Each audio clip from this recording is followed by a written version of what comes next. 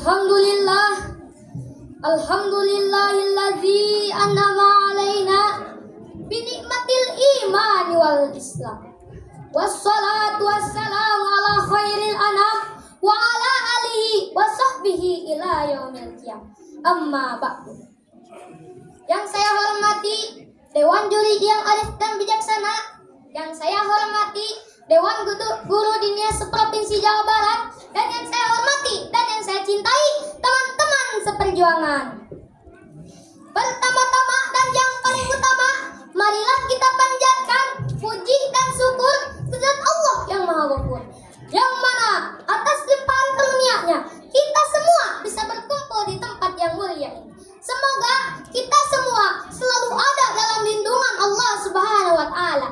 Amin ya Allah ya Rabbal Amin. Tak lupa salawat beserta salam semoga selalu tercurah limpahkan ke Nabi akhir zaman yang membawa umatnya dari zaman jahiliyah ke zaman terang benderang, yakni tiada lain dan tiada bukan baginda Nabi Muhammad Sallallahu alaihi alaihi wasallam. wasallam.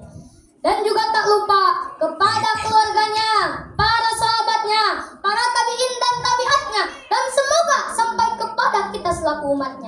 Semoga kita semua mendapatkan syafaatnya. Amin ya Allah ya Rabbal Alamin. Hadirin rahimakumullah.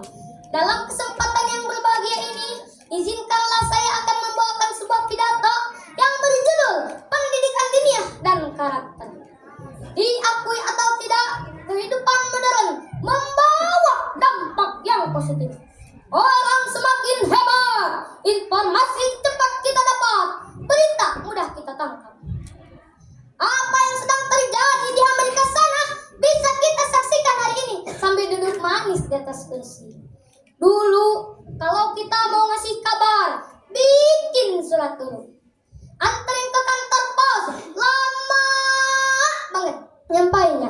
Tapi kalau sekarang kita bisa langsung SMS-an, kita bisa langsung telepon-teleponan, bahkan kita bisa video callan sambil cengengesan. Betul tidak hadirin?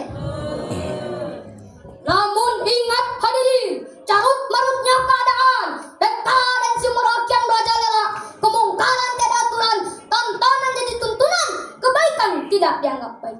Itu semua adalah salah satu dampak negatif dari kehidupan modern ini. Lalu, apa yang kita harus lakukan di era globalisasi ini? Kita rapatkan barisan, gepakkan tangan, satukan tekad, kita tingkatkan pendidikan diniyah dan karakter bagi generasi muda ini. Senada dengan firman Allah Subhanahu wa taala dalam Al-Qur'an surat An-Nisa ayat 9.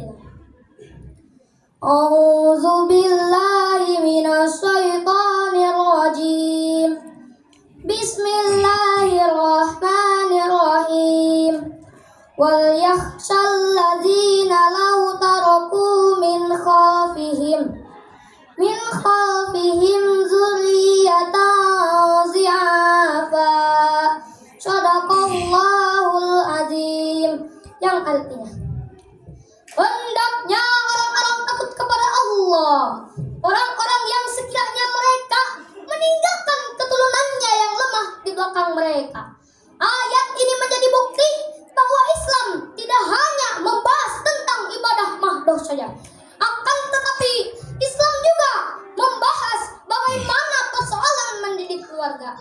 Peran guru dan orang tua menjadi hal penting dalam pendidikan, yang merupakan faktor utama dalam pengembangan dan pembentukan karakter anak, baik secara fisik maupun psikologis.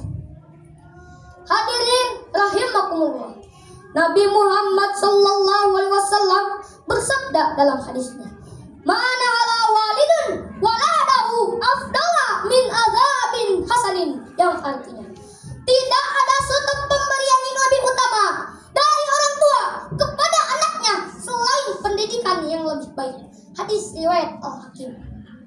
Inti sari dari ayat dan hadis tadi, kita dengan keras meninggalkan generasi yang lemah. Yang dimaksud lemah di sini bukan hanya fisik semata, akan tetapi bisa lemah ilmunya, lemah wawasannya, lemah kegamaannya, dan lemah akhlaknya, terutama lemah keimanannya. Nauzubillah.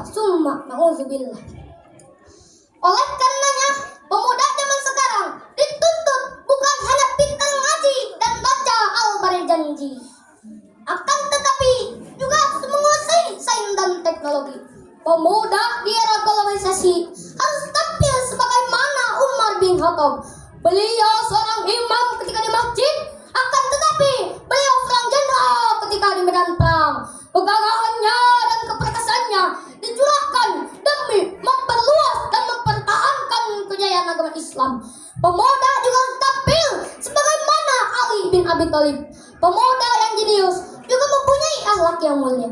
Oleh karenanya, peranan pemuda di organisasi sangatlah penting. Pemuda yang selalu tampil di depan.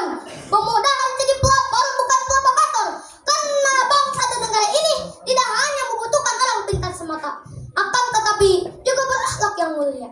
Ini adalah tujuan utama dari pendidikan diniyah dan karakter bagi generasi muda ini. Mungkin itu saja yang saya dapat sampaikan. Semoga ada manfaatnya, khususnya bagi saya yang menyampaikannya, umumnya bagi hadirin yang mendengarkannya. Ditutup dengan doa, Rabbana atina fid dunya hasanah wa fil akhirati hasanah wa qina azabannar. Wassalam.